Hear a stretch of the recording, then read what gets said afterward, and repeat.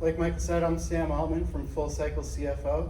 Today we're going to be talking about how to build your 280E-mpire. Before we get started, just so everyone knows, I'm really big on LinkedIn, so I'd love it if you could reach out and connect with me. I'd like to get done with the presentation, maybe see a few connection invites. So we're going to go through 5 tips that you can implement today to get past some of the struggles of 280E. Oh, there we go. Okay, so before we dig into it, give you a little history about 280E, go through what it actually is. So 280E came about in response to the war on drugs in the early 80s. Really what it is cocaine trafficking was a big issue, and the people involved in cocaine trafficking were taking business deductions on their tax returns related to trafficking of cocaine. So you know, they were deducting their marketing expenses, their employees, all of those ordinary things that every other business deducts, except their business is illegal. And so 280E was created in response to primarily cocaine trafficking, but 280E applies to any business that deals in Schedule I controlled substances. And what 280E is that you're disallowed from taking ordinary business deductions.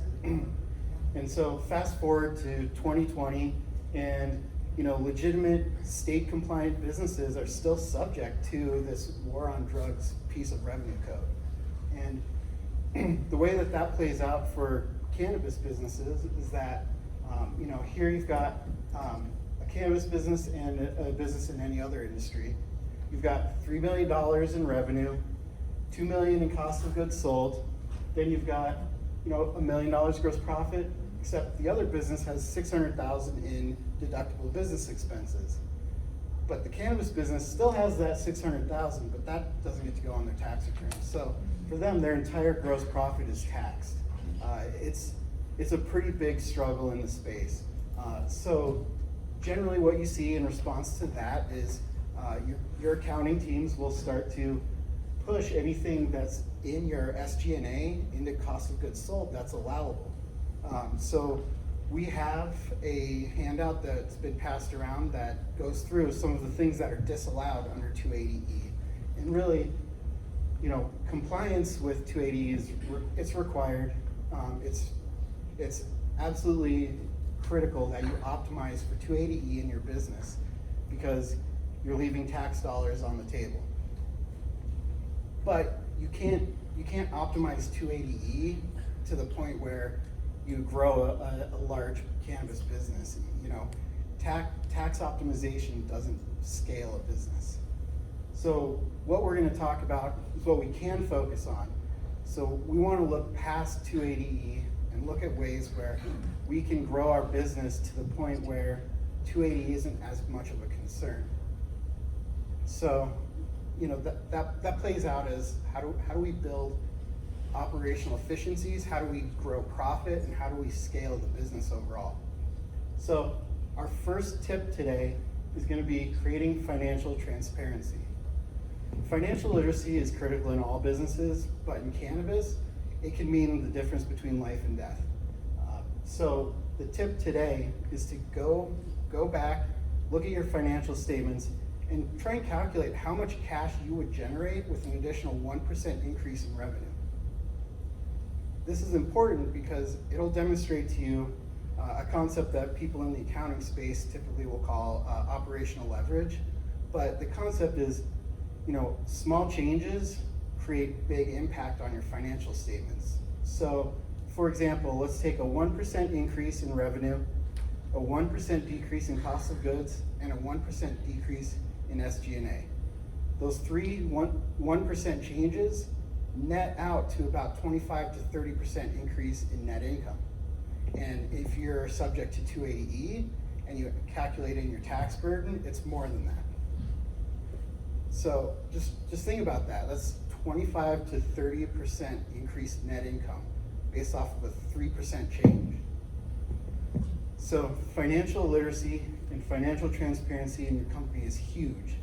The other thing too is the more comfortable you get with financial statements, the more of a tool to motivate and inspire your employees they can be. So our second tip is going to be focusing on the right KPIs. Typically, you look at most companies and they're looking at KPIs centered around revenue or a percentage of growth in revenue. And those are important metrics to track, but they don't tell you what you did to get there. Knowing how much revenue you increased last month doesn't tell you what you did. It can't tell you what you can do now and won't tell you what you need to do tomorrow. So focus on the right KPIs. So what I want you to do here, your tip is to go home and take your current business goal and break out the actions that you actually have to do to achieve that goal. And the KPIs you want to measure are things that are actions that you have to do to create the revenue and to create growth in the business. What you're talking about is the difference between leading and lagging indicators.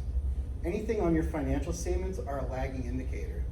Those tell you what happened, they don't tell you what you can do now and what you need to do tomorrow.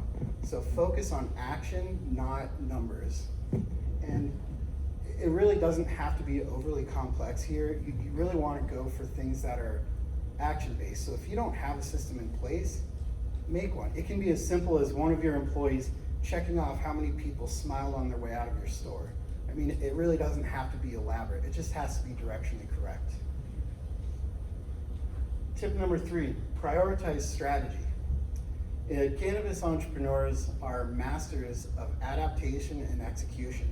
They have to be. I mean, everything in this industry changes constantly. You have to be able to move and adapt your business.